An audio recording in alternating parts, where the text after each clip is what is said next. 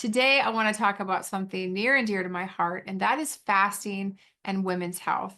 Women have different hormone fluctuations than men do. We need to make sure that we support our body by fasting the right way at different times of the month. Hormonal cycles really impact our fasting outcomes. If we fast at the wrong time, we are going to feel pretty lousy and we're not going to have the benefit than if we do it in the right way at the right time of the month. What does that look like? Day one is the day that we begin the bleed in our menstrual cycle. Day 1 through 10 is something I call the renewal phase. This is when estrogen and testosterone, they're low, but they begin to rise. Fasting during this time can improve mental clarity and promote fat burning. And you can fast anywhere from 13 hours all the way up to 72 hours during this period of time. And you want to make sure that you have low carb, ketogenic type of eating and support your microbiome with things like kombucha, sauerkraut, probiotic rich foods. Days 11 through 15 is what I call the receptive phase. This is when ovulation occurs. The ovary releases the ovum, estrogen and testosterone really peak during this time. It's okay to fast, but you want your fast to be short, so less than 15 hours. And you want to have foods that support your hormone production. Broccoli is a really good one to have during this time. Seed cycling, you can use certain kinds of seeds during different periods of the month. Those are sesame seeds, sunflower seeds, flax seeds, and pumpkin seeds. Also very good to use at different times of the month. Then days 16 through 19, this is the renewal phase. This is when all of our hormones begin to dip.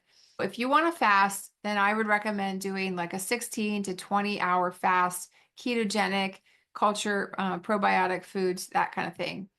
Then from days 20 until we begin to bleed again, it's the restorative phase. This is when progesterone really begins to peak and it dominates all of the other hormones.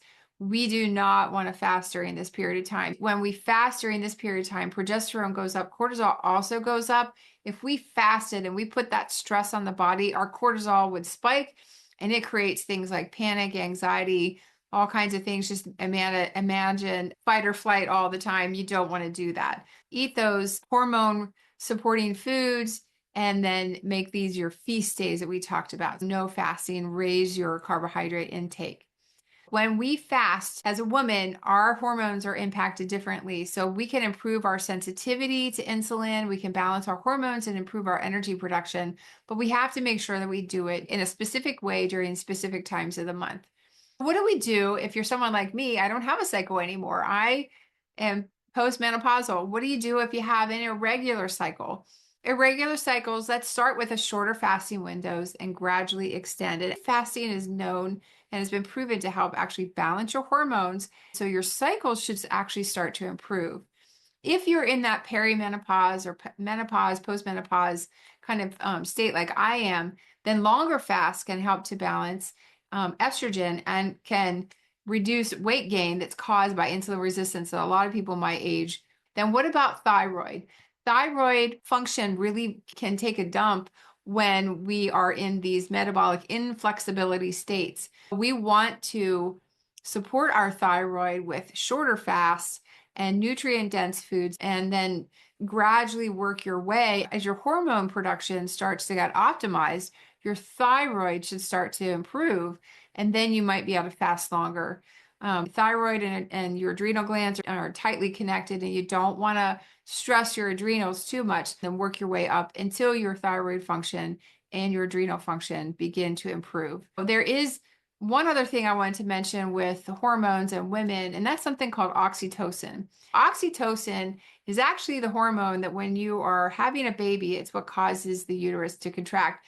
But oxytocin is also one of the hormones that we have an increase of when we are doing things like hugging a baby, petting our dog, spending time with our loved one, getting a hug. It reduces stress by calming cortisol. It improves insulin sensitivity and it helps to balance those hormones. What can you do? I just mentioned a few: physical touch, laughter, prayer, spending time in nature. Those are all ways that we can support oxytocin production. Fasting can really empower women to help to achieve hormonal balance and improve their energy and get adapted to their own physiology, but we have to do it in the right way according to our cycle. I hope that you have enjoyed this week. We've been talking about fasting. I look forward to seeing you soon.